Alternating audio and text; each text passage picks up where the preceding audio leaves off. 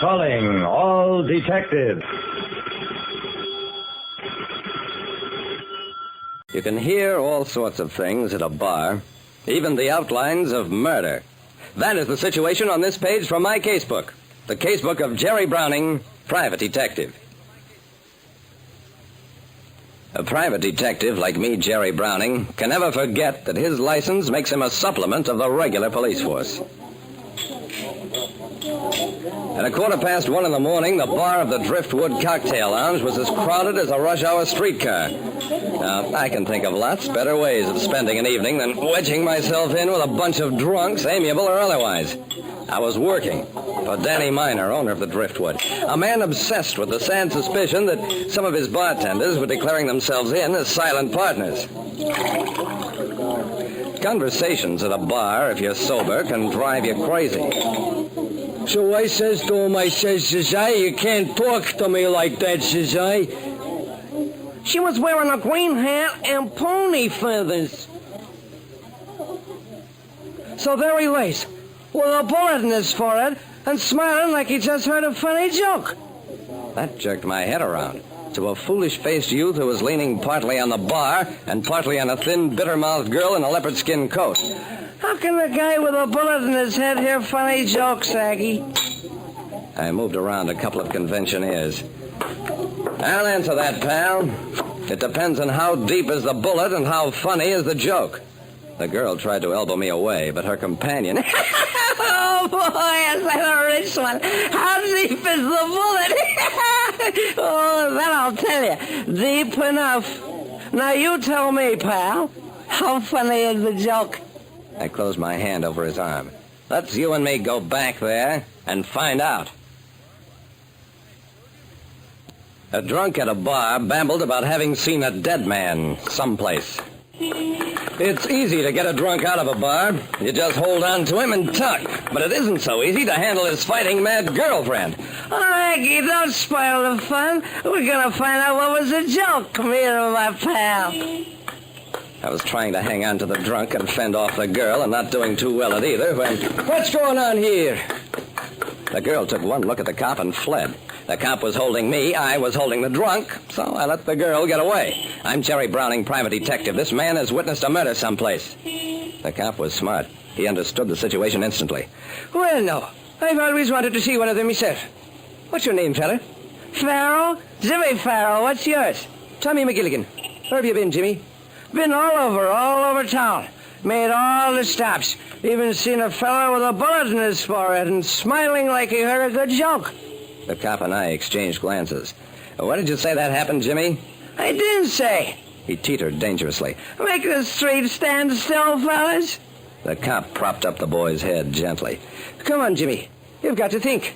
Where did you see the dead man? Drink. Gotta have a drink, not water. The cop looked at me. No more. Once he passes out or sobers up completely, he's liable to forget everything completely. Hang on to him, McGilligan. I'll go get my car.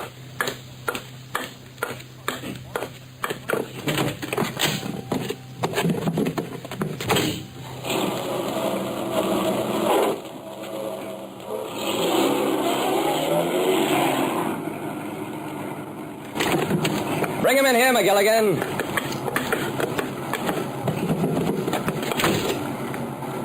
We'll make the rounds of every spot within walking distance of this place.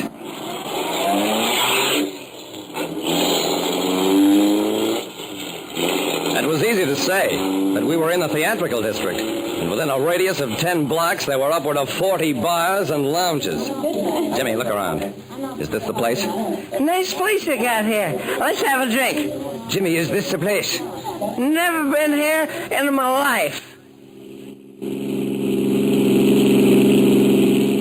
In the next hour, we made almost 20 stops, and Jimmy Farrell was beginning to get sleepy, irritable, and sober around the edges. Who are you guys? What's the idea of pushing me around? Jimmy, where did you see the man with the bullet in his head? You'll never find out, wise guys. I'll find out. No.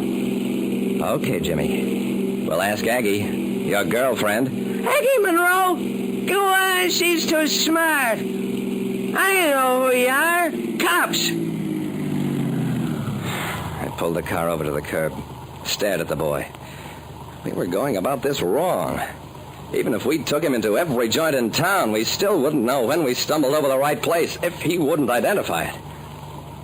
Jimmy sat there between us, let his head slump down on his chest, asleep, dozing, or pretending.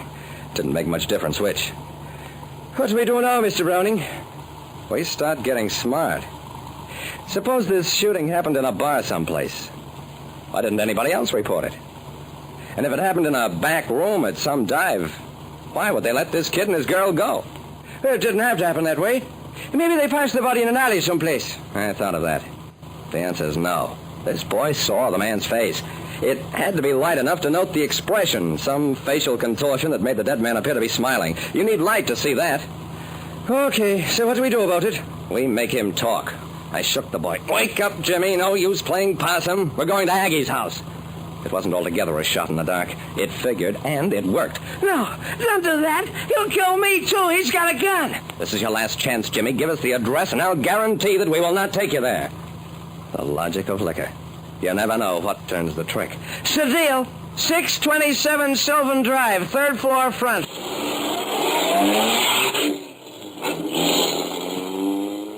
We didn't take Jimmy there. Instead, 10 minutes later...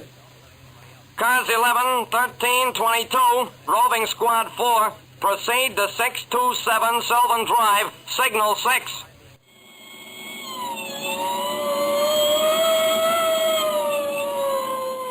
The squad cars got there just as Pete Wilder, alias Joe Stewart, alias several other names, was trying to lug the dead body of his partner out the rear entrance of the tenement. We knew Pete Wilder by many names. One of the things we didn't know was his real name, Pete Monroe, Aggie Monroe's brother. Pete and his partner had held up a gas station earlier in the evening, took the loot to Aggie's apartment to divide, and quarreled. Aggie and Jimmy Farrow were in the front parlor.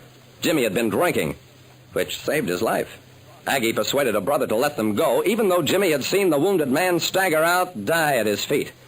Jimmy was the kind of drunk who didn't remember things after he sobered up. Aggie promised to fill him with liquor so he'd forget completely. He did forget, utterly, by the next morning. But that didn't do Pete Monroe any good. He got the chair.